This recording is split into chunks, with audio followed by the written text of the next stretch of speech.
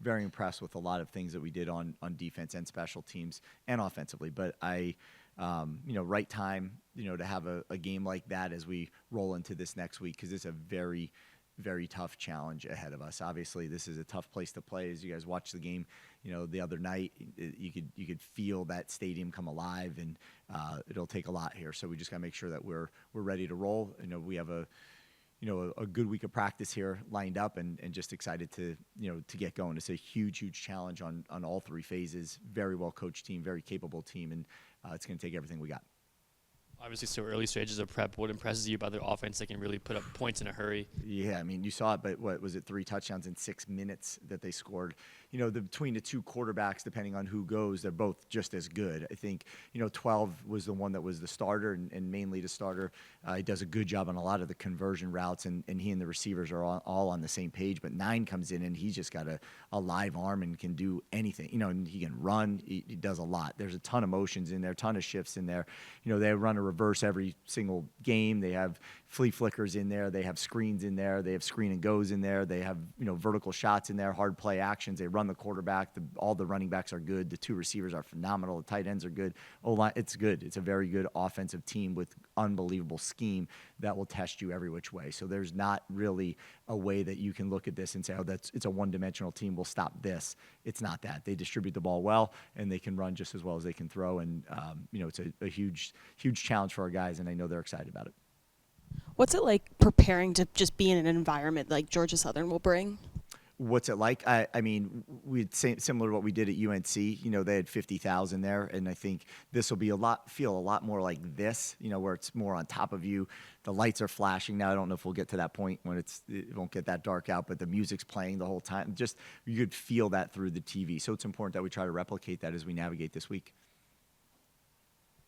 You prepare for UNC. It could have been 2 quarterbacks. ULM could have been 2 different quarterbacks. Yeah. Is that it's kind of very Man, it's the thing, isn't it? Yeah, it's really I was thinking about that the other day, but here we go again, right? Just there's 2 different quarterbacks that can be playing and will be playing, and it just is that. Like, what do they both do well, and how do we, make sure that we're prepared defensively to handle each little twist that they might bring, in their positives as far as being the starting quarterback or a quarterback that comes in at all. They're similar, but yet at the same point they're different. They both can run enough.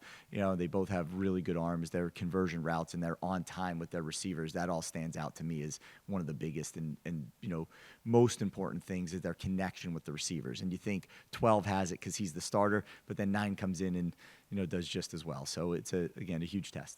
Is there anything you've learned from preparing for those 2 different quarterbacks that you could do better this time in terms of just divvying up how much you want to give to one guy or the other? Well, I think that, the offense is still going to be the offense. It's just that can one run a little more. Now, if 12 is out, do you really want to run 9 a lot now? Knowing that if something happens to him, if 12 can't go, it puts you in a different position. But we'll have to figure that out all on game day ultimately, and we'll prepare for really everything. They're close enough. It's not like when we went to UNC and one was really a runner and the other kid was a pocket kid. That game turned into something different because of what quarterback ended up playing for them. These guys are close enough. There's just a little bit intricacies that we just got to lock in on. With you guys not playing on Saturday, do you give your undivided attention to that Marshall Georgia Southern game, knowing you're playing them? Do you have a watch party with the rest of the coaching staff, or how's that all work? No, we don't have a watch party. I think we all needed a little time away from each other for a minute, but no, we did. Some got together, but we didn't watch that. We didn't sit and watch it that way. But we all had seen a lot of it. That game went late into the evening as well, I think. But ultimately we were all presently attentive to it and just saying, if we were calling this game at this moment based on the information we currently have, what does this look like? And do a lot of the tendencies hold true or not, et cetera, et cetera. And I thought they did a great job. A really good football team. I know you talked last week about the challenges of preparing for Coastal on a short week, but coming out on the other side, it's almost like a mini bye, if you will. What are kind of the benefits of having a few extra days? Is it just rest, or are you putting that into extra preparation for Georgia Southern? Both. There's definitely extra rest for our players, and then there's a little extra rest for our coaches as well. Not a lot, because they were right back on it. And come Friday, they were in here. Saturday, they were in here. Sunday, they were in here. So you do gain an extra day and a half or so as far as prep is concerned. But I think for our guys, coming off that game down in Louisiana, getting back so late, it being so hot and a physical game, and then moving it into a short week, you were worried about it all week. I thought we managed it it well, and then we, got to the game, and I thought did a really good job. And then you have time to now recover and take that Friday, Saturday, into Sunday. They're back in here lifting, running a little bit, and then again today being a light day or the day off for them is really important, I think, for them to be able to get to tomorrow and be fully, recovered and ready to go. You've been coaching Terrence Spence for a long while. Where have you seen him mature the most up until this point, even before he started playing at Holy Cross? Yeah, so obviously we go back, but I think for Terrence, you just watch his game; it keeps getting better. I think that play where was the slant and go that hit us early. To watch him move on to the next play and move on from that quickly is something that I see a lot of maturity in him. Is that before he can hang on to a play like that for a while, and he was on to the next play as soon as it was over. He realized he bit a little bit. There was safety fell down, and there was a lot that that didn't go well in that play, but we were moved on as quickly as possible after that. And then to watch him come out and play the rest of the game like he did, I think is more of the mental piece of his growth that I'm most proud of. He's still getting a lot of snaps in the beginning of the year, but now he's kind of really asserted himself in that starting role. Do you think at first they gave him a little bit of a push at first because he wasn't exactly starting? Yeah, I think anytime there's competition, it's a good thing, and regardless of what position you are in, right? Whether you're a offensive lineman, a kicker, you're a quarterback, you're whatever it is, as much talent can be in a room to create competition as possible is exactly what you want to do. And then every day you get a chance to go out and prove yourself. Every single day you have to go out and prove yourself, and I think that's important for anybody's growth and confidence, as you go through college football. Yeah, well, Georgia Southern, they've played two teams that have been ranked in the top 25, Boise State and then Ole Miss. Talk about maybe the advantage that could have for Georgia Southern as they're coming to play you guys. Well, yeah, and both those games they lose, and they don't get blown out. They're close games for a long period of time in those games. I think even at the Ole Miss game, it was tight for a little while. They play a very good brand of football, and for them to look and say our only two losses are to those two teams, that speaks volumes of the team that they are.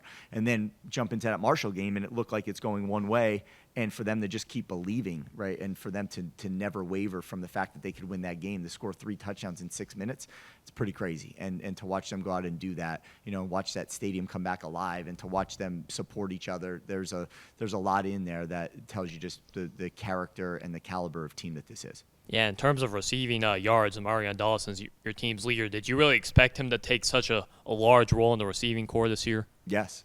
Yeah, we did. He's a great football player. Not only, his ability to catch the football, but his ability to block, his ability to be a leader. And, I think for him, same thing. His growth mentally has been phenomenal from the beginning of the season to the end now. Not to the end, to the middle, and then it will continue through the end.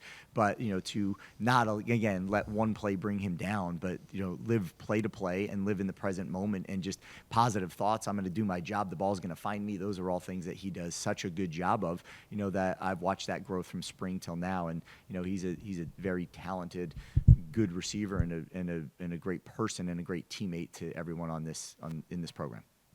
One player I didn't get a chance to ask you about on Saturday that played really well was KJ. He had that tip that Terrence ended up intercepting, and obviously this is a team where you brought in a lot of older guys, but there's still some of these younger players that are stepping up. How have you seen them kind of grow into college football? Yeah, that he's grown into college football. I mean, he's worked on his body all spring, all summer, through the winter, spring, and summer, and then it's clicking for him now. It's not there yet, but it's getting there every single day. He gets better and better and better and better. And to watch him, handle the route in particular that he handled, on Thursday night was definitely reassuring for his growth, because that's not an easy thing to do. He's got somebody down low in the flat, and he's got this flood route coming over the top, and he makes sure he ejects and puts himself in position to be able to tip that ball, to Terrence. That's a big deal. So he's getting better every single day. And, he's, again, a freshman. He's a true freshman that came here, last semester. So you often forget that Chase Regan and him, there's a handful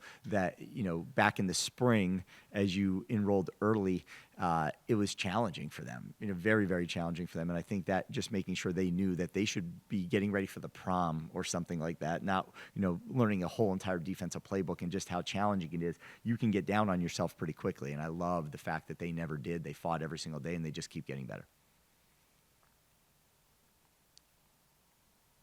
Todd, you cut his first pass of the year on Thursday. I know he was battling injuries at the beginning of the year, but Is he someone you would like to see get more touches, or what would you say is kind of like his role at this particular point Yeah, in it's time? just growing, right? His body's healthy now, and I think he has to just continue to insert himself into this offense, and the more opportunity he gets and makes something of it, the more opportunity he'll get. And I just really.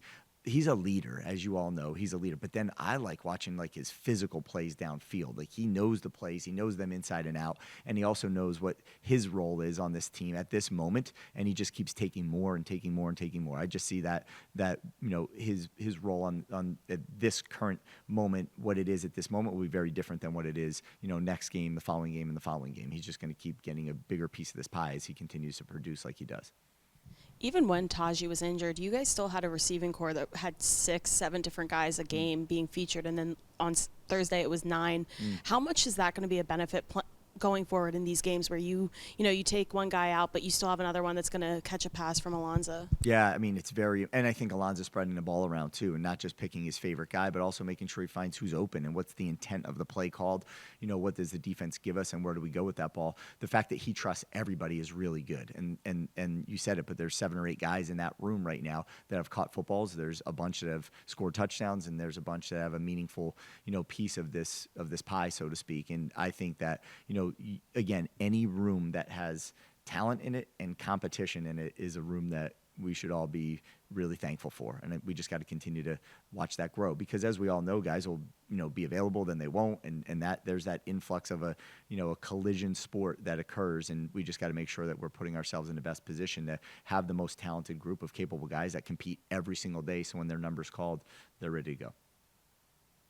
Something we might not be able to tell from the press box, but you can tell on the field. I want to know how much freedom you're giving Alonzo at the line. How many checks is he making? Yeah. And how much, what is y'all's process there? Yeah, last week he made a bunch. Last week a lot of it went through him, and he just does a good job of communicating. We'll call 2 plays in the huddle a bunch of times, and he's got to get us in the right look. He does some things with the protection. He changes some routes on the outside. There's a whole lot of stuff that happens that he has to do, and he's done a really, really good job of it. Now, there is some helmet communication that occurs up to the 15-second mark, which helps, but I think, being on the same page with Coach Kennedy being on the field with Alonzo, I think that helps a lot.